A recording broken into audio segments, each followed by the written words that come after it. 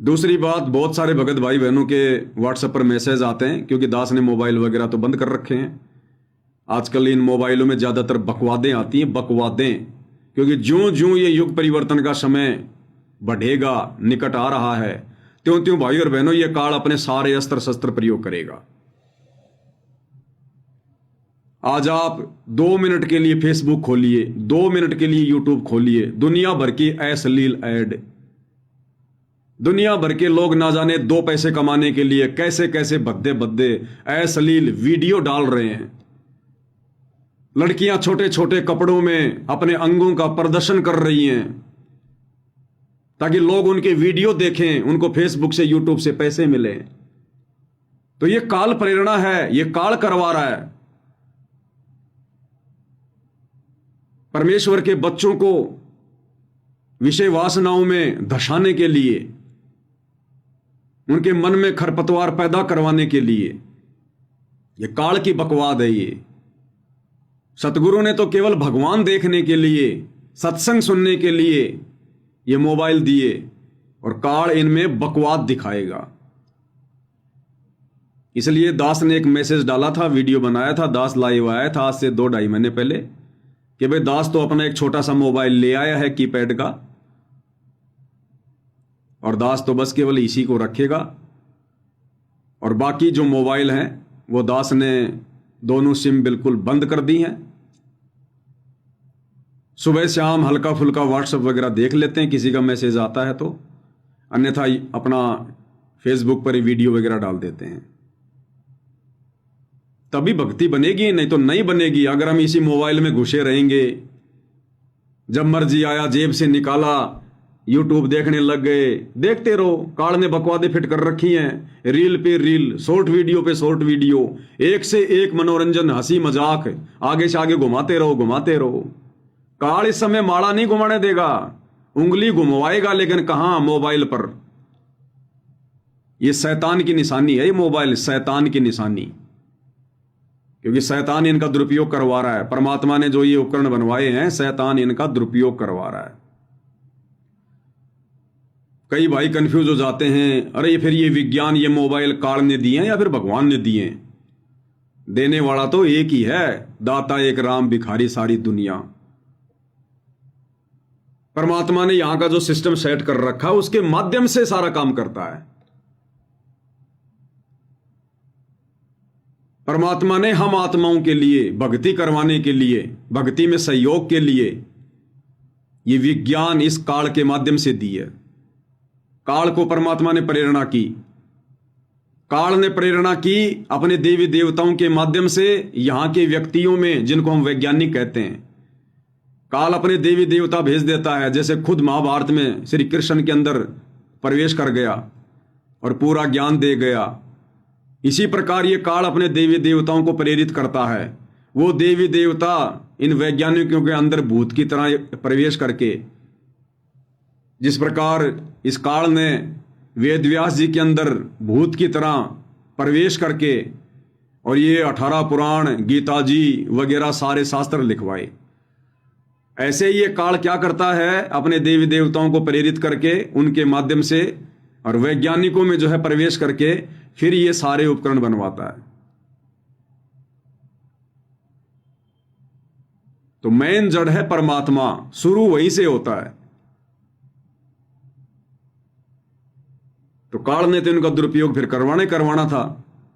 काल थोड़ी चाहेगा फिर इनका सदुपयोग हो, और दुरुपयोग हो रहा है, जबरदस्त हो रहा है दुरुपयोग, जबरदस्त। जितनी गंदगी फैलानी थी वो फैला रहा है। तो दुनिया तो भाई और बहनों उस गंदगी में धसी हुई है, लेकिन हम भक्तों को परमात्मा ने ज्ञान करवा दिया, तो अब हमने जानबूझकर इस गंदगी में नहीं धसना है। हमारे हित में होगा यदि हम इन मोबाइलों का प्रयोग कम से कम करें, कम से कम, वर्तमान समय में कम से कम। आपने दिन में 4 घंटे भक्ति की, और यदि आपने 10 मिनट भी वो बकवाद देख ली, वो दुनिया भर के वो फालतू के वीडियो मनोरंजन वाले, हमारी 4 घंटे की भक्ति का वही सत्यानाश हो जाता, वही सत्यानाश। हम आत्मा को इतना 4 घंटे में चार्ज नहीं कर पाते जितना 10 मिनट में आत्मा को हम लोग बेहोश कर देते हैं वापस। क्योंकि यदि हमारे अंदर कोई गंदी सोच भी आती है ना, तो हमारा भक्ति का बैलेंस जा रहा है। बैलेंस, ये जरूरी नहीं है कि मोटरसाइकिल चलेगी तभी उसका पेट्रोल जलेगा। अगर आपने स्टार्ट करके छोड़ दी तो भी उसका पेट्रोल जलेगा। तो जरा भी हमारे मन में कोई बकवाद आ गई, कोई खुरापात आ गई, मोबाइल पर, फेसबुक पर, यूट्यूब पे, क्योंकि हम ज्यादा देखेंगे तो हर 2 4 5 वीडियो के बाद एक गंदा वीडियो आएगा ही आएगा। और मन तो बैठा हुआ भैया, तुरंत उसको देखने का प्रयास करेगा और उल्टे सीधे उन अंगों के ऊपर हमारी नजरें जाएंगी। सीधी सी बात है, ये आंखें तो स्कैनर है, स्कैनर। ये आंखें जो है ये स्कैनर का काम करती हैं। सामने 10 बहन बेटी खड़ी है और उनमें एक अगर सबसे ज्यादा सुंदर है, गोरी है, 9 को छोड़ के ये आंखें उस पर टिकेंगी, क्योंकि ये स्कैनर हैं। तो मोबाइल में जब हम देखेंगे और जैसे उस मन की खुराक आएगी तो तुरंत आंखें टिक जाएंगी, वहीं रोक देंगे हम। और अगर हमने 10 सेकंड भी देख लिया उसको, बहन बेटे को, ऊपर से नीचे, तो हमारी भक्ति का कितना बैलेंस जाएगा। इसलिए दास ने तो भैया सतगुरु की प्रेरणा से बहुत सोच विचार करके आप भाई बहनों को भी संदेशा दे दिया है। और दास ने तो उसी दिन से दोनों सिम बंद कर ली। मोबाइल रखना मेरी मजबूरी है, क्योंकि वीडियो बनाना, फिर इनको छोटे छोटे वीडियो बनाना, फिर फेसबुक पे डालना, व्हाट्सएप पर डालना, ये मेरी मजबूरी है। तो मैं खाली वही काम करता हूं, बस इनसे सेवा का ही। बाकी हल्का फुल्का सुबह शाम व्हाट्सएप देख लिया बहुत है, नहीं तो सुमरण नहीं करने देगा ये कार्ड। जैसे सुमरण करने बैठेंगे वो मोबाइल पर देखी गई बकवाद यूं की यूं बार बार आंखों के सामने आएगी।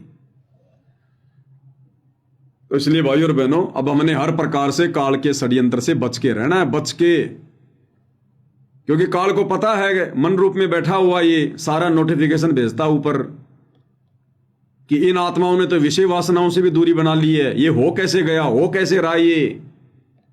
ये मन काल को सूचना भेजता है कि बोश, हमने तो सतयुग त्रेता द्वापर में किसी को विषय वासनाओं से दूर नहीं होने दिया। बड़े बड़े भक्तों को हमने विश्वामित्र जैसे को डगमग कर दिया, हमने वेद व्यास जैसे को डगमग कर दिया, श्रृंगी ऋषि जैसे को डगमग कर दिया,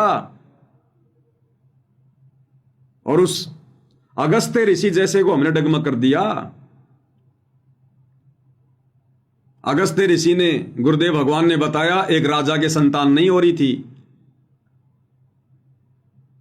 अगस्त्य ऋषि के पास गया वो राजा और रानी और कहा कि भगवान दया करो, दया करो, दया करो। अगस्त्य ऋषि ने आशीर्वाद दे दिया कि जा तेरे संतान हो जाएगी। उस राजा के 9वें महीने 10वें महीने कन्या उत्पन्न हो गई, बेटी। काफी समय हो गया, बेटी जवान हो गई, 18-20 साल की। एक समय राजा रानी ने सोचा, क्योंकि काल प्रेरित करता है भक्ति बर्बाद करवाने के लिए। अगस्त्य ऋषि का नियम था, वो किसी गृहस्थी के घर पर नहीं जाता था, चाहे कोई कितना बड़ा सेठ क्यों ना हो। तो राजा रानी के अंदर काल ने प्रेरणा की कि उस ऋषि को लेकर आओ, उसको भोजन करवाओ, उसके आशीर्वाद से तुम्हारी बेटी हुई है।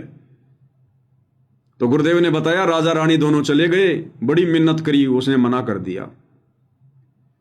राजा रानी ने पैर पकड़ लिए एक एक, बोले महाराज आपको चलना ही पड़ेगा, आपकी दया से तो हमारा वंश चला है। तो अगस्त्य ने कहा कि मैं केवल 1 दिन रुकूंगा, केवल 1 दिन। बोला महाराज ठीक, आप 1 दिन रुक जाना। आ गए उसके घर पर।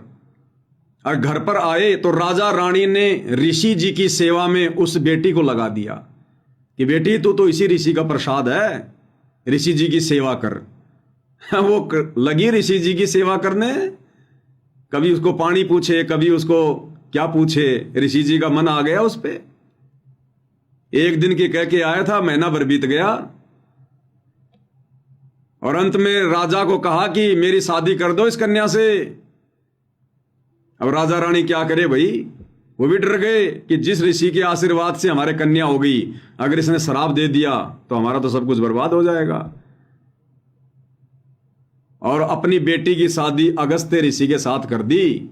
अगस्त्य ऋषि के वचन से वो बेटी उत्पन्न हुई और अपनी बेटी से वो ऋषि जिसकी दुनिया महिमा कर रही है, जिसने सातों समुद्रों को एक घूंट में पी लिया। तो ये काल ऐसे ऐसे कुकर्म करवाता है।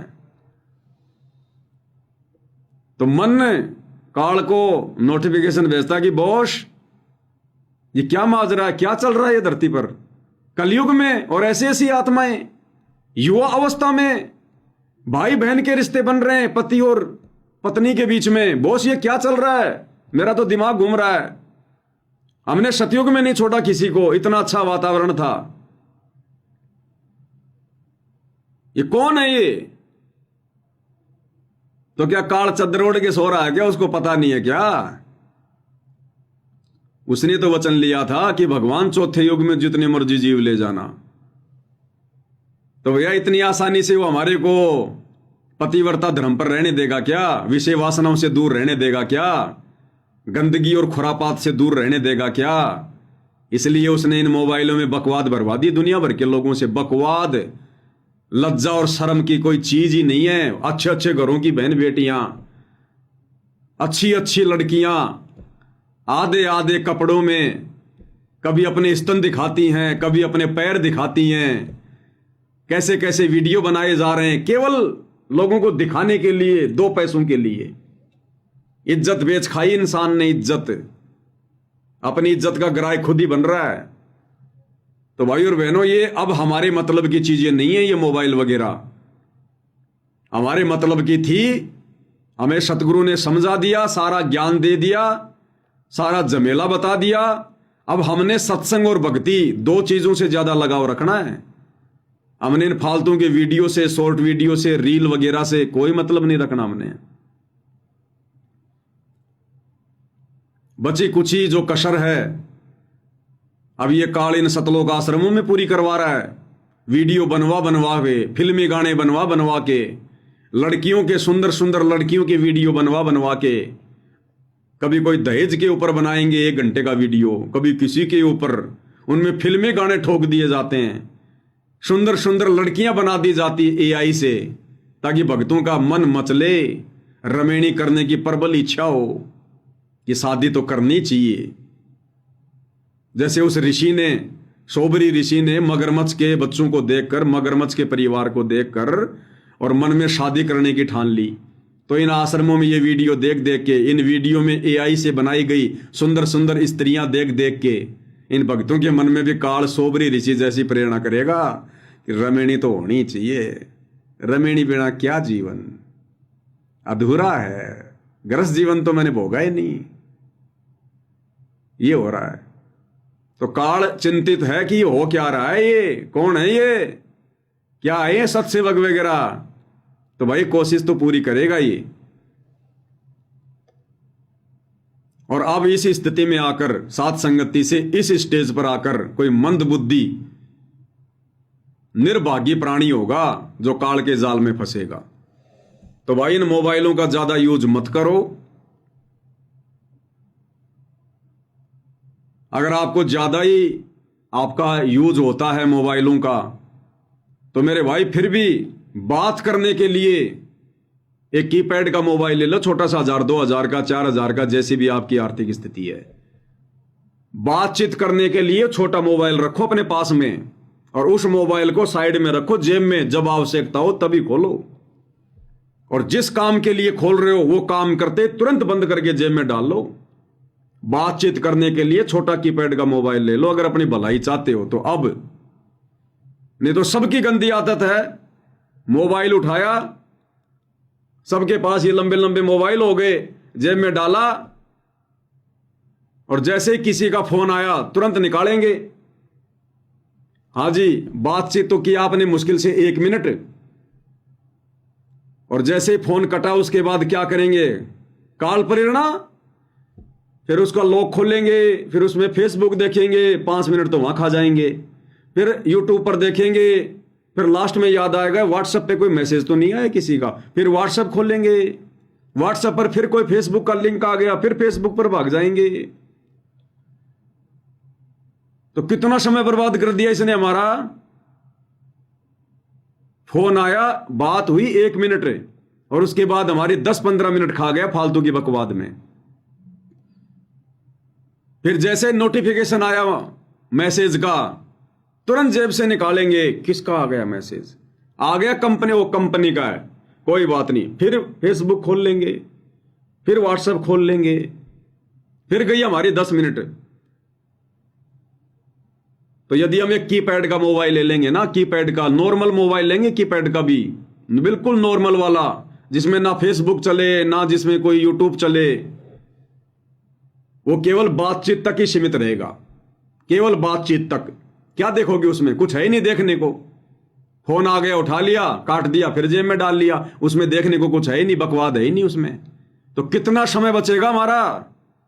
और ये समय तो बचाना हमने, ये वर्तमान का जो वक्त है, ये समय और शवासों की ही तो हमने बचत करनी है। और काल इसी को तो बर्बाद करवाएगा। सबसे बड़ा धन हमारे पास में यही तो है, समय और समासें, और इसी को काल मोबाइलों से बर्बाद करवाएगा। तो भैया दास ने तो उसी दिन से एक मोबाइल ले लिया, नोकिया का छोटा सा कीपैड वाला। नई दास ने एक सिम ले ली, और 2-4 भगत जो मेरे संपर्क में रहते हैं, बस केवल उन्हीं को मैंने वो नंबर दिए हैं। बाकी संगत को क्या मतलब मेरे नंबरों से, संगत को क्या मतलब मेरे से बात करने से। मैं संगत का कोई रिश्तेदार नहीं, मेरा विशेष कोई लेना देना नहीं है। संगत के सामने परमात्मा ने दास को जिस कार्य के लिए खड़ा किया, वो कार्य दास लाइव आके कर रहा है। बस इतना ही संबंध होना चाहिए। फालतू की यारी दोस्ती रिश्तेदारी नहीं चलती भक्तों में। सतलोक जाना है, यहां उलझा के रख देगा काल। तो संगत की सेवा में परमात्मा के आशीर्वाद से दास लाइव आ रहा है। कोई भी पॉइंट होता दास आपके सामने रख देता है, वीडियो बना बना के डाल ही रहा है। और मेरे से क्या बात करनी है, मैं तो अपने घर वालों से बात नहीं करता। ये दास तो अपने घर वालों से ही बात नहीं करता। 2-2 दिन बीत जाते हैं, 3 दिन बीत जाते हैं। कोई काम होता तो हाँ हूं, बस इससे ज्यादा कुछ नहीं। अच्छा ही नहीं लगता, क्या बोले, क्या बात करेंगे। तो भाई और बहनों, अगर बचना है तो हमने तरीके अपनाने पड़ेंगे।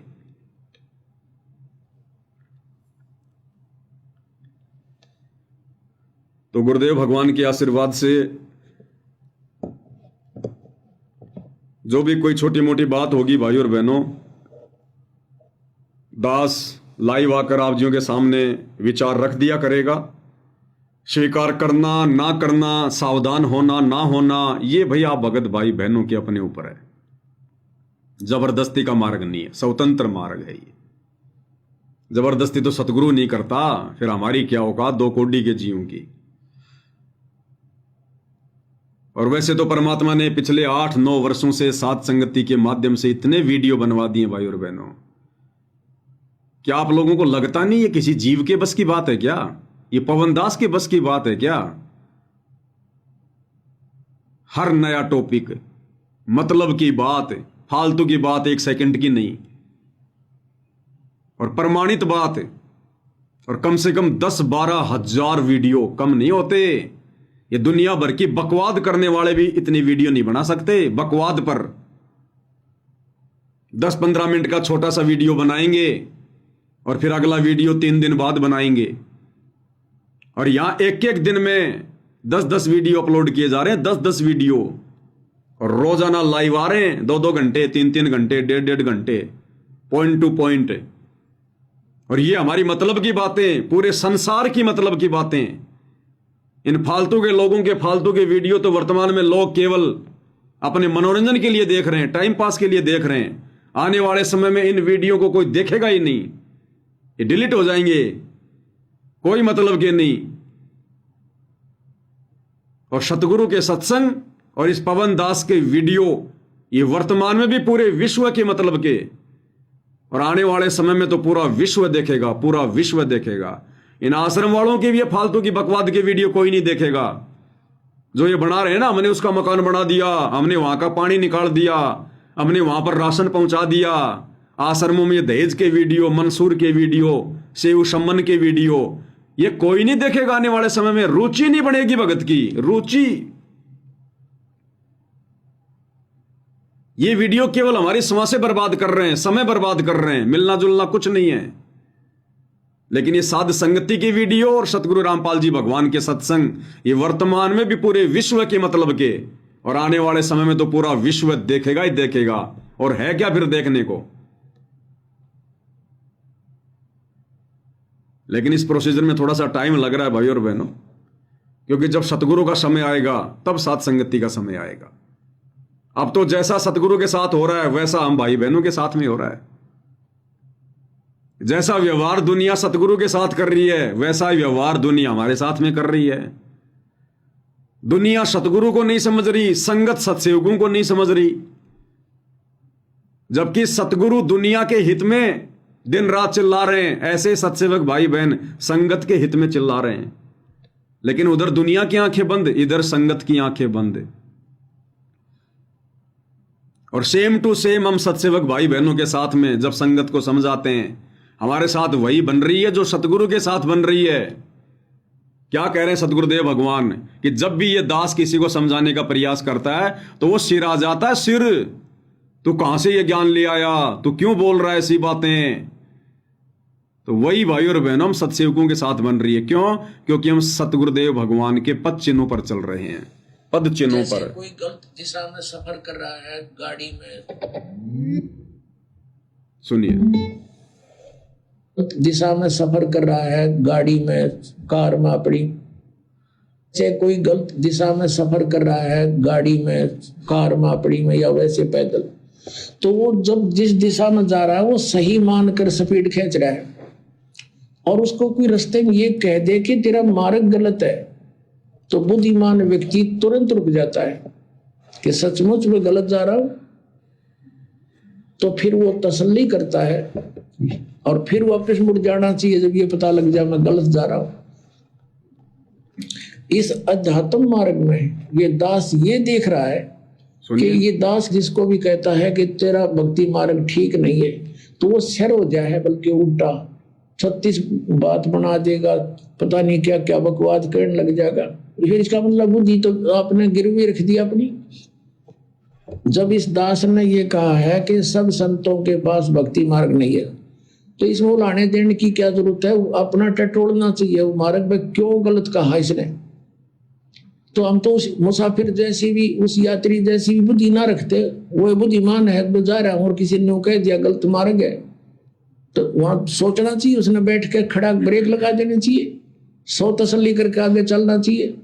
हर तुम उसके साथ झगड़ने न तैयार हो जाते हो, क्यों गलत बताता है? तो अध्यात्म मार्ग की बुद्धि तुमने गिरवी रख रखी है, सत्कर मान लेना। ठीक यही भाई और बहनों इस पवन दास के साथ में हो रही है, जो सतगुरुदेव भगवान के साथ में हो रही है।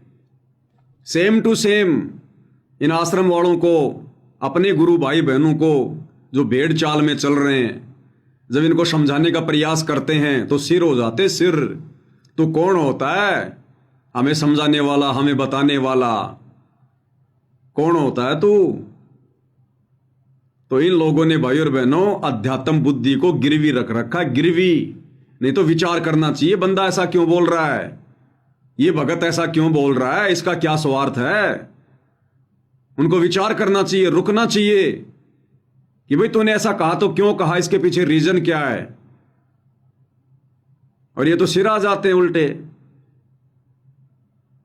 तो अध्यात्म मार्ग में इनकी बुद्धि गिरवी रखी जा चुकी है काल के हाथों, आश्रम वालों की, आश्रमों से जुड़ी संगत की। तो भाई और बहनों जब सतगुरु का समय आएगा जो निर्धारित है, उस समय फिर हम सत्सेवकों का समय आएगा।